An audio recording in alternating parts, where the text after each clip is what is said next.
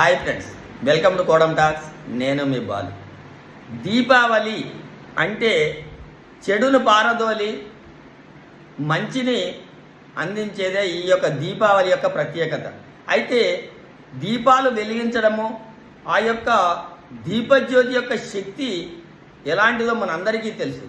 అయితే ఈ దీపావళి మన ఇళ్లలో కాదు, మన ఇళ్లతో పాటు మన హృదయాలలో కూడా ఆ యొక్క దీపజ్యోతిని వెలిగించి మన లోపల ఉన్నటువంటి కోపాలను, ద్వేషాలను, అసూయను, అనాసక్తతను, ఇలాంటివన్నీ చెడును పారదోలి సంతోషము, ఆనందము, ఉత్సాహము, అలాగే విజయాలతో కూడినటువంటి సంతోషకరమైన జీవితం కూడా మన సొంతం కావాలి అంటే మన హృదయాల్లో కూడా ఆ యొక్క దీపజ్యోతిని వెలిగించుకోవాలి.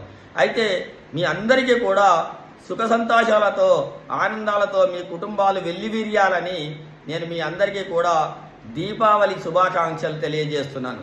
Thank you very much.